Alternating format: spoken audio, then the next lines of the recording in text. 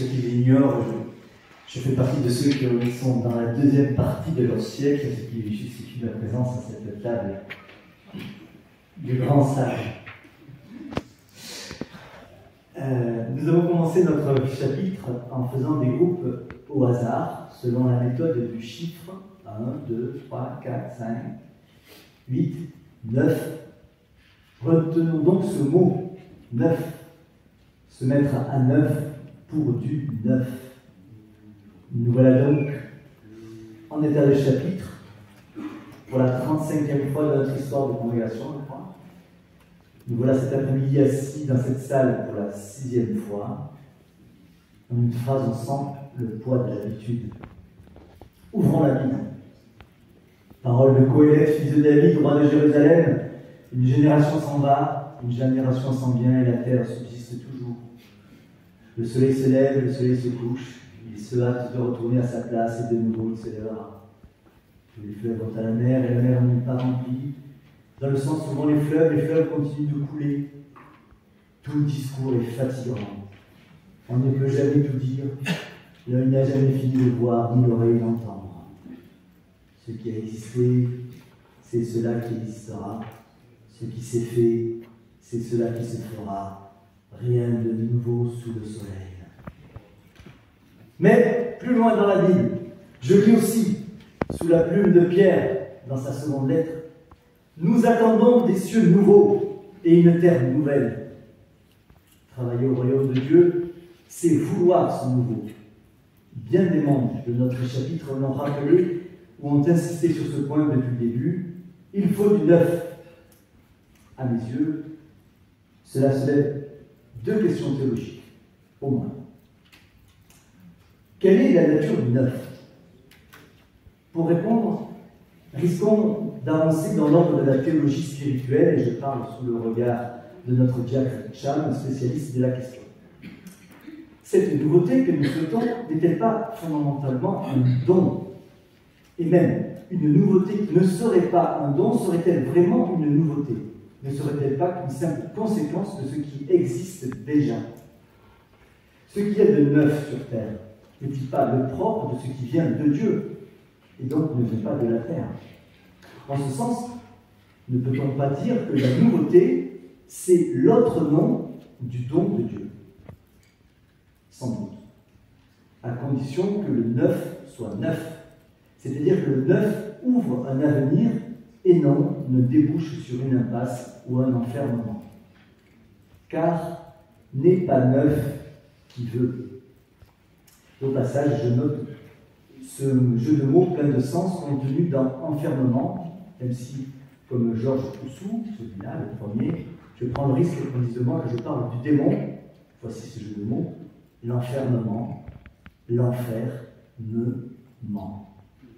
Une nouveauté qui n'en est pas une est un enfermement. Alors, qu'en est-il du chapitre? Tout porte à croire qu'il est une double invitation. Primo, à recevoir le neuf, le vrai neuf qui vient de Dieu, et deuxièmement, à reconnaître que Dieu est déjà à l'œuvre.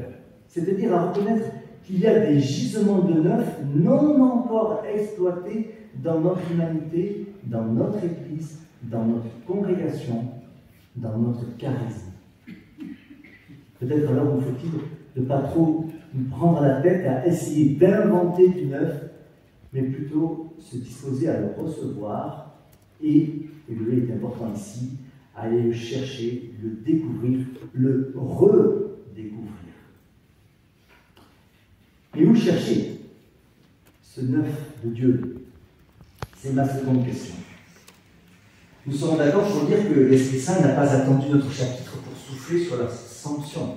Si c'était le cas, nous n'aurions pas grand-chose à dire dans nos échanges ou à lire dans les rapports. Pensons par exemple à la mosaïque de post-it de solidarité et d'écologie postée sur notre planisphère hier matin. Alors oui, l'Esprit souffle. Et cela nous indique même où chercher le neuf. Car comme le dit Jésus à Nicodème, en Saint Jean, le vent souffle où il veut, tu entends sa voix, mais tu ne sais ni d'où il vient, ni où il va. Mais Jésus ajoute une note qui nous est précieuse, Il en est ainsi pour qui est né du souffle de l'Esprit. Donc celui ou ceux qui, nés du souffle de l'Esprit, vient et va. Regardons donc ce qui est secoué par le vent et nous comprendrons qu'il y a du vent et où il passe. Regardons donc les choses qui bougent, les graines qui germent, les humains qui grandissent, et nous verrons que Dieu agit aujourd'hui. Nous nous posions avant-hier la question de l'acte éducatif. Être éducateur, n'est-ce pas avant tout être un orthoptiste, une personne dont la mission est d'apprendre à voir ce qu'il y a à voir. En ce sens, tout assomptionniste est en somme éducateur ou appelé à l'être.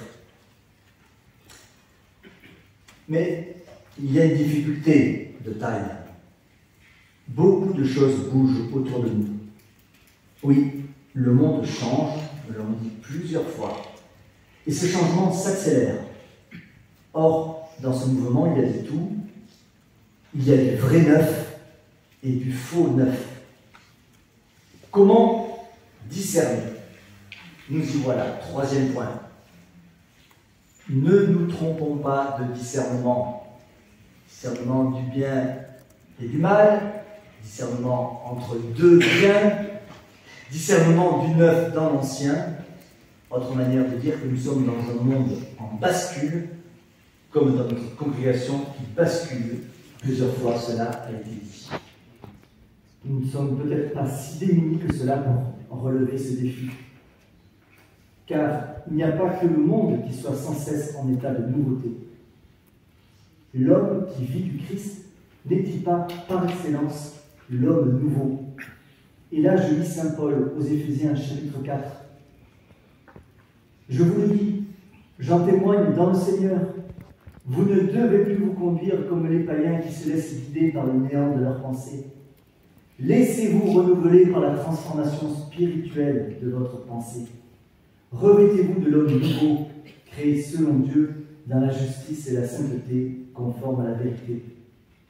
Débarrassez-vous donc du mensonge et dites la vérité, chacun à son prochain, parce que nous sommes membres les uns des autres. Fin de citation de Paul. Voilà donc mon raisonnement, en faisant retour sur nous-mêmes, rédité à corps, disait Nicolas, pour y retrouver l'homme intérieur, l'homme nouveau dont parle saint Paul, nous nous imprégnons du neuf de Dieu, de sorte que lorsque nous abordons les choses du monde, à condition de garder en nous un esprit de profondeur des prières, nous discernons par une sorte d'évidence intérieure, par un frémissement de connaturalité, le neuf de Dieu caché. C'est en tout cas comme cela que je comprends tous les appels du Père d'Alzon à être surnaturel. Pour lui, il nous faut être surnaturel pour être à la hauteur des enjeux, pour être capable de recevoir ce que Dieu nous donne. Je dirais donc qu'être surnaturel, pour reprendre le mot de Dalzon, pourrait signifier pour nous être neuf et accomplir des missions au service de la nouveauté de Dieu. Un mot vient soutenir notre réflexion. Simplicité. Simplification. Il n'est pas proprement théologique, je vous le concède, mais il pourrait nous aider à faire de la théologie. On l'a entendu encore ce matin à propos des procédures. On l'évoque aussi pour les organigrammes. Sans être cité, il a plané ce matin au-dessus du fil rouge, face à la dispersion, l'unification, plaide saint Augustin. Unification, simplification, la parenté est évidente. Mais est-ce suffisant pour faire de la simplification un vecteur de la grâce de Dieu? Autrement dit, comment être sûr qu'en simplifiant, nous coopérons à l'œuvre de Dieu, à la venue de son royaume? Peut-être pourrions-nous nous rappeler ce que Georges, l'autre, Sandro, le deuxième, nous disait au deuxième jour de notre chapitre. Simplifier, c'est toujours innover. Innover, mettre du neuf. Nous voilà revenus à notre question de départ. la simplification de nos structures, de nos process, peut-être de nos textes de référence. Allez, soyons fous. La simplification, clarification du chemin d'alliance. Tout cela se fera sous le régime de la grâce et passera par l'instillation de cette dose de neuf, un neuf divin. Quel peut-il être, ce neuf divin? Quatrième et dernier point. Il est sans doute trop tôt pour le dire. Peut-être puis-je vous partager une conversion personnelle vécue en ce chapitre. Je parle de conversion car il nous a été rappelé que le chapitre est un moment spirituel qui nous fait grandir.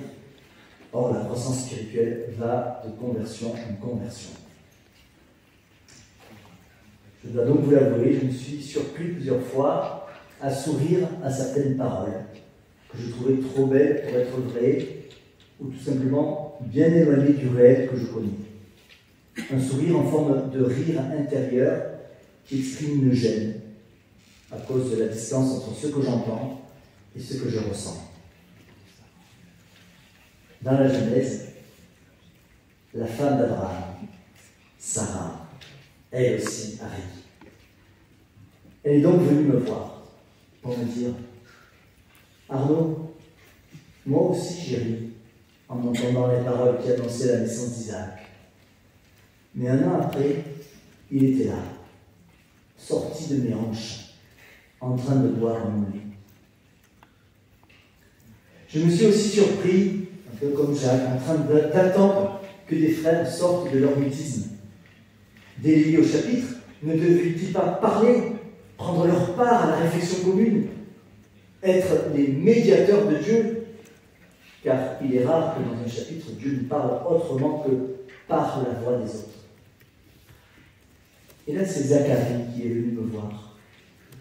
Arnaud, rappelle-toi que mon silence ne m'a pas empêché d'écrire la volonté de Dieu sur une tablette. Et c'est après que j'ai retrouvé la parole, pour louer Dieu. J'ai donc ouvert en moi la possibilité que tout ce qui vient à moi puisse être porteur d'un message pour notre chapitre, pour notre province, pour notre vie religieuse, en communauté ou en alliance. Dimanche, en partageant le repas avec des laïcs et le prolongeant par une discussion, se sont joints d'autres frères, je ruminais sur la fameuse trilogie assomptionniste dont nous semblions incapables de sortir. Homme de communion, proposant la foi, solidaire des pauvres.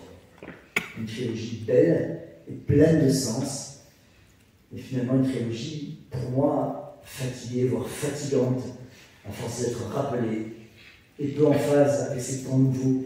Seigneur, donne-nous du neuf, fais-nous faire un pas de plus.